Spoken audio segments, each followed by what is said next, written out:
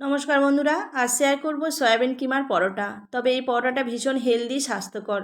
তো খেতে দারুণ লাগে। পরোটাটা কতটা সফট হয়েছে দেখো, একদম নরম তুলতুলে। তার জন্য নিয়েছি সয়া চাংস, তোমরা সয়াবিন বড় বড় নিতে পারো। একটু সিদ্ধ করে নিয়েছি, আর এখানে জলটা চিপে মিক্সিতে দিয়ে একটু করে ঘোরাবো আর বন্ধ করব, তাহলে এই কিমাটা হয়ে যাবে। একেবারে যদি ঘোরাই তাহলে এটা পুরো পেস্ট হয়ে যাবে।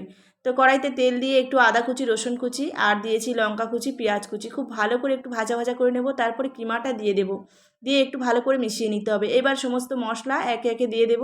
হলুদ, লবণ, আর দিয়েছি লঙ্কা গুঁড়ো, দিয়েছি জিরে গুঁড়ো, ধনে গুঁড়ো, একটু চিলি ফ্লেক্স, আর দেবো একটু আমচুর, আর দেবো গরম মশলা গুঁড়ো, আর চিনির বদলে একটা বাতাসা গুঁড়ো করে দিয়েছি। 2 চামচ ছাতু দিয়েছি বাইন্ডিংয়ের জন্য, আর এখানে দিয়েছি ধনেপাতা কুচি। এই পুরটা এইভাবে তৈরি করলে খুব সুন্দর খেতে হয় ওই পরোটাটা।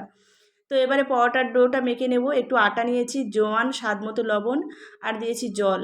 তোমরা চাইলে ময়দা দিয়ে এই পরোটাটা করতে পারো, তবে আটা দিয়ে করছি, ভীষণ হেলদি আর স্বাস্থ্যকর। এইভাবে ভালো করে মেখে 10 মিনিট রেখে দিয়েছিলাম। তারপরে এই ডোটা করছি, একদম নরম। সবগুলো পুর ভরে নিয়েছি, অল্প একটু আটা চড়িয়ে ভালো করে বেলে নিতে হবে। এইবারে ভালো করে প্রথমে সেঁকে নিতে হবে, তারপরে 1 চামচ করে তেল দিয়ে এটাকে ভেজে নিতে হবে। তোমরা ঘি, বাটার, তেল যেটা খুশি দিয়ে করতে পারো, তবে আমি তেল দিয়েই ভাজছি।